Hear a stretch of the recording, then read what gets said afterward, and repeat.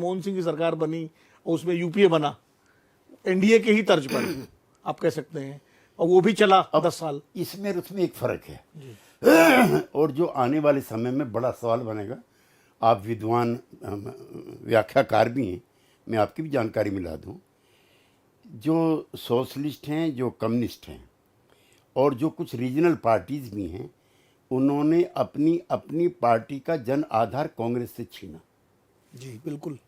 लोहियावादी समाजवादियों ने मुस्लिम छीने, अल्पसंख्यक, दलितों में डाका डाला, चीना जब्ती की, और बैकवर्ड का बड़ा हिस्सा, और उसी से कांग्रेस कमजोर हुई।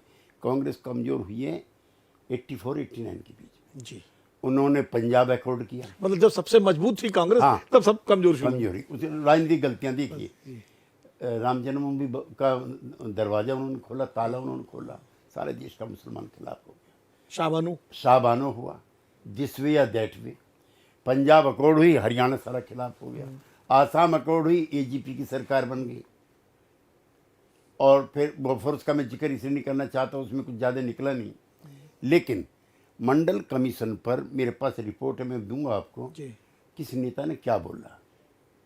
तो बोली बीजेपी के खिलाफ, बोले खिलाफ राजीव गांधी भी, उन्होंने 3 बार पानी पिया है संसद के अंदर, जो है संसद के अंदर, नेता जातिवादी राजनीति के खिलाफ, जो आज भारतीय राजनीति का हिस्सा बन गई। और ये दिन है, राज का दिन है, कांग्रेस संभल नहीं पा रही। और वो राजीव गांधी का भाषण बार बार जो है भारतीय जनता पार्टी और तमाम सारे दल याद दिला देते हैं राहुल गांधी को, राहुल गांधी कि आपके पिताजी ने ये कहा था। एक चीज मानिए कि कांग्रेस पार्टी रही हो या आज बीजेपी हो, ये इन्होंने इतनी शक्ति प्राप्त कर ली कि किसी एक दल के बस की इनको पराजित करना आसान नहीं था, जिसका नतीजा है 80 का। जी। और इंदिरा जी की मृत्यु के बाद देखिए, जिंदा इंदिरा गांधी से ज़्यादा मजबूत मरी हुई इंदिरा गांधी साबित हुई, जो 400 का आंकड़ा पार उतना मैंडेट तो आज तक किसी को नहीं मिला, नेहरू जी को भी नहीं मिला। अब जो कांग्रेस में जो पराभाव का या गिरावट का जो दौर है, एज ए पॉलिटिकल वर्कर मैं मानता हूँ, वो राजीव गांधी है, जहाँ कोई वैचारिक प्रतिबद्धता नहीं। हवा में आकर के इंदिरा जी की उस सहानुभूति वेव में सबसे बड़ी गलती करते हैं वो, प्रणब बाबू से दूरी बना करके। प्रणब बाबू ने अपने संदेश में लिखा, खाली मैंने इतना सुझाव दिया है कि एक वर्किंग प्राइम मिनिस्टर बना लिया। ये भी उनके मित्रों को बुरा लगा।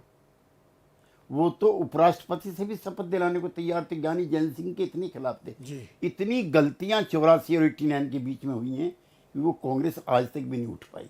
लेकिन फिर भी इतनी मजबूत कांग्रेस थी, और वीपी सिंह के बाहर आने के बाद और हरियाणा में देवीलाल की जीतने के बाद फिर गैर कांग्रेसवाद चला। और उसमें कमाल ये नेशनल फ्रंट बना, हाँ, उसमें नहीं, उसमें बना, लेकिन उसमें लेफ्ट और बीजेपी साथ आए। नेशनल फ्रंट तो मोर्चा था, और साथ में लेफ्ट और बीजेपी आए। उसकी भी मियाद लंबी नहीं हो पाई, चूंकि उसके घोषणा पत्र में इस तरह का प्रतिबद्धता नहीं थी कि आते ही मंडल कमीशन की अनुशंसाएं लागू करेंगे।